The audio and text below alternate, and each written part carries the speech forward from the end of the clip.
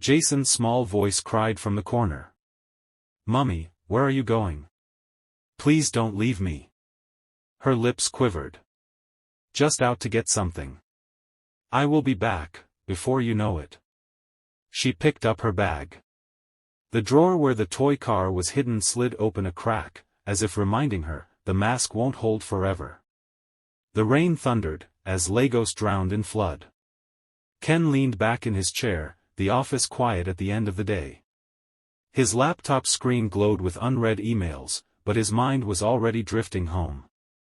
Then, a soft knock on his office door. Ken looked up. And froze. "Oh wow, look who's here!" he exclaimed. Jemima stood at the doorway. Hair freshly done, skin glowing, smile dazzling. "Surprise, surprise," she said lightly. And smiling. For a moment, he looked shocked, then the expression melted away very quickly. His face broke into a grin. "Wow. I love surprises, Jemima." Ken echoed. "I was just thinking of you, before you showed up." "How are you?" Ken asked. She walked in slowly, smiling, her perfume trailing like a secret. "A woman has to keep her man on his toes, right?" Jemima asked. Ken rose to meet her, pride swelling. In his mind, this was proof. Proof she was serious. Proof she was his. Proof, he's made the right choice. Earlier that day, Jemima had sat in a salon chair, watching her reflection. Hair pinned, lashes brushed, lips painted. She rehearsed in her head like a script. Smile when you walk into his office. Touch his hand. Suggest dinner. Control the when. Control the where. This was her plan. Her plan was simple, to stop Ken from visiting her home. Stop him before the mask could slip. To stop him from knowing the real Jemima. Later that evening, they sat across from each other at a quiet restaurant. Soft lights, jazz humming low. Then her popular Afrobeat song Rush, by Ira Star. Ken raised his glass to a toast. Then he said, smiling, "To us," he said proudly. Finally, a woman without drama. Without baggage. Just peace. Jemima's smile held steady. She clinked her glass against his. "To us, peace," she responded, smiling. But her eyes flickered downward, just for a second. The weight of Jason's name pressed against her lips, silent. Through dinner that evening, she played her part to perfection. She laughed at his jokes, even when they were not funny. She gently touched his hand, as a sign of reassurance. She would constantly lean forward, and close to him, when he spoke about the future. And Ken believed every second. These were the confirmation he needed, his chest swelled with certainty. At one point, he leaned back, grinning. "Babe, next time," he said, "I'm coming to yours. I want to taste that famous cooking in your own kitchen." Jemima's fingers froze around her fork. A heartbeat of silence. Then she laughed softly, tilting her head. "No worries, babe. You will. Sooner or later. Just give me some time. Let me fix the place up. I want it perfect for your visit. So you're comfortable, when you come over. Is that okay, babe?" Ken nodded, satisfied. "That's my girl.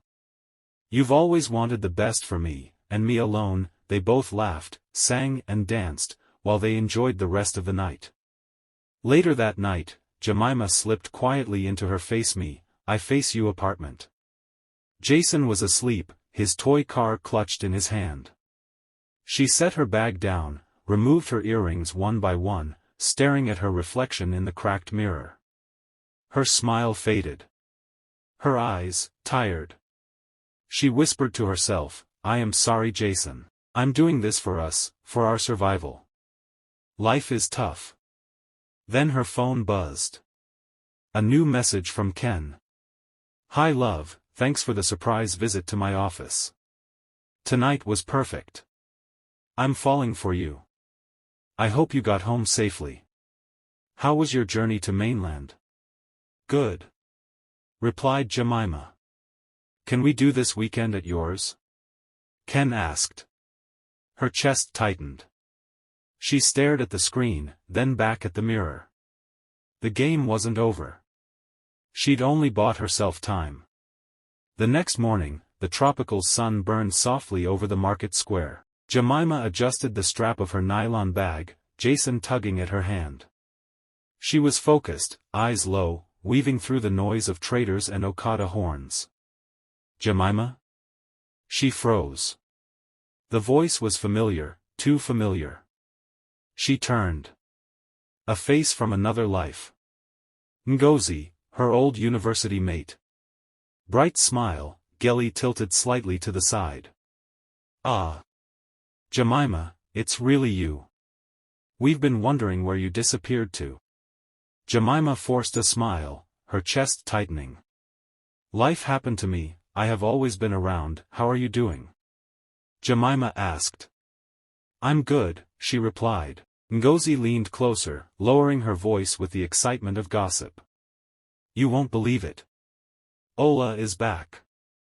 Just returned from his masters abroad. And guess what? He asked about you. Jemima blinked. Me? Really? Asked about me. To do what? She replied firmly and unfriendly. The smile gone. Ngozi nodded quickly. Yes, He even dropped a message in our uni WhatsApp group. Said he's been looking for you everywhere. You won't believe it, he said he regrets, he really regrets how things ended between you two. Jason tugged at Jemima's dress. Mummy, can we go please? Her heart stuttered. Her ex. The man who once held her future. Back in Lagos. Looking for her. Why? Why now? Jemima's lips trembled. She whispered, almost to herself, why now? Days passed. Messages buzzed in Jemima's phone. Endless calls from Ngozi. Even an old classmate she barely remembered. Ola really wants to see you. Please, at least listen to him. Give him a chance to explain himself. He's not the same person anymore. He's serious this time. I beg you, Jemima. Just one coffee, Jemima. What's the harm?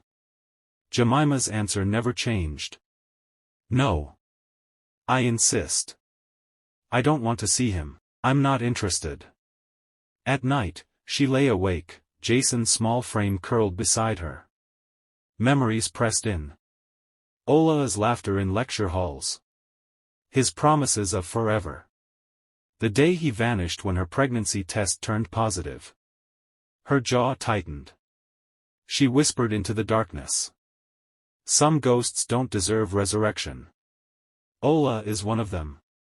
No second chance. It was Ngozi who finally pulled her into it. Just come.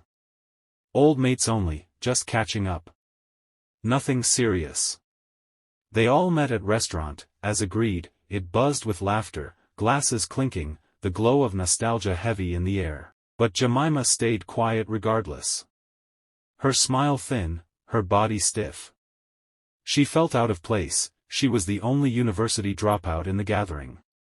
She looked into the distance, like she wasn't part of the gathering. Finally, someone leaned across the table. Jemima, why won't you see him? He's changed. He talks about you all the time. Her chest tightened. The laughter around her blurred. The words rushed out before she could stop them.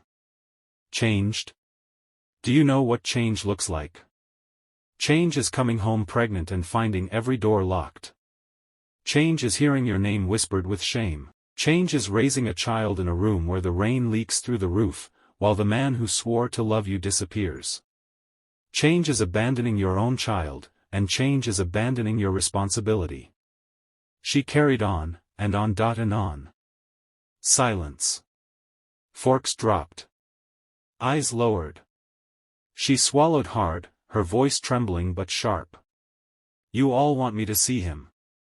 But tell me, was he looking for me when I was homeless? Was he looking for me when I was selling clothes on the roadside just to buy diapers? Was he searching then? Her hands shook as she gripped her glass. Jason's face flickered in her mind. His coughs, his hunger, his smile. She whispered finally, almost breaking, I survived. Without him. I'm a survivor. And I will survive again, and again, and again, without him. The table stayed silent. Only Ngozi's eyes lingered, wet with pity. To be continued in Part 3.